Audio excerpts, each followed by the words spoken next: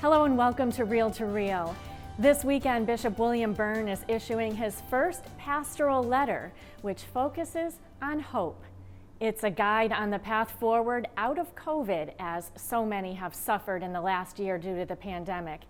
In this Easter season, the bishop reminds us of the road to Emmaus, and that the key to encountering Christ and bringing Christ to others isn't about getting back to normal, but getting back to better.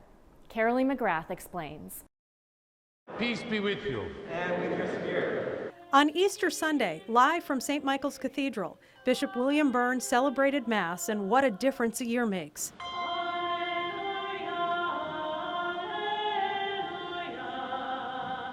While safety protocols still have to be followed, people were physically present.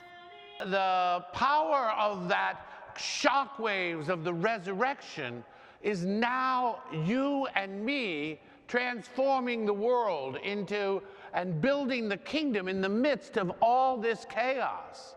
In this Easter season, Bishop Byrne penned a pastoral letter called Back to Better, Our Road to Emmaus. In it, he highlights the challenges and needs facing the Catholic Church.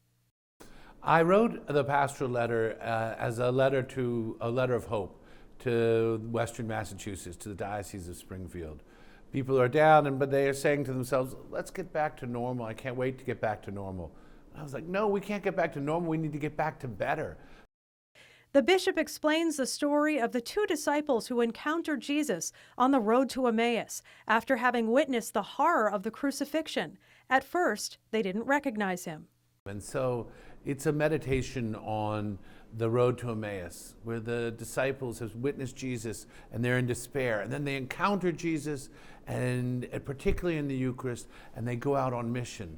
And I believe through my own prayers that this is what the Lord is calling us to do, not just to get back to normal, but to get back to better.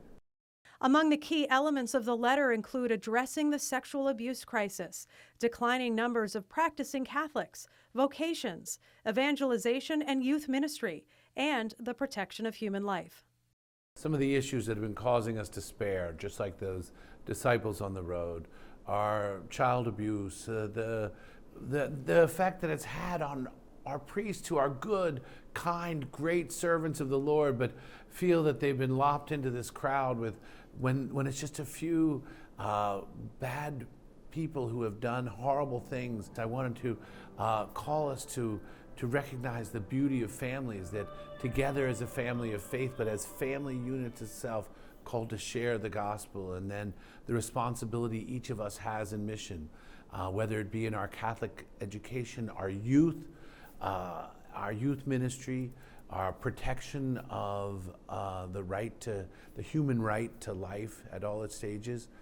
Another point the bishop makes in his letter is that for those of us who can go back to church, we need to go back to church and listen to the Word of God, receive Jesus in the Eucharist to strengthen our faith, but don't stop there. Invite a friend or two to come back as well.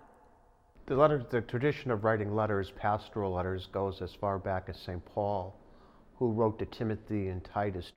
Father Mark Stelzer, the parish administrator of St. Jerome's in Holyoke, says pastoral letters address a bishop's responsibility to teach, administer, and sanctify.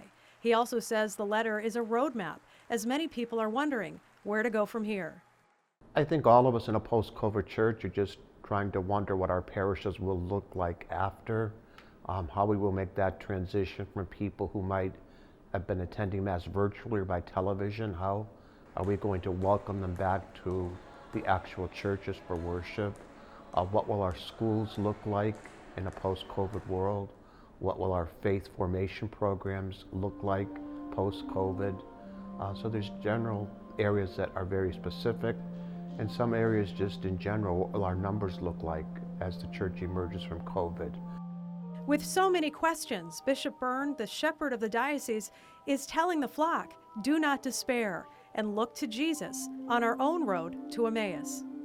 So it's a call to hope, it's a vision call for us all to move forward and to recognize the road to Emmaus is every road in Western Massachusetts, the Pike and 90 and 91 and Route 7 and 2 and all the others, and State Street included.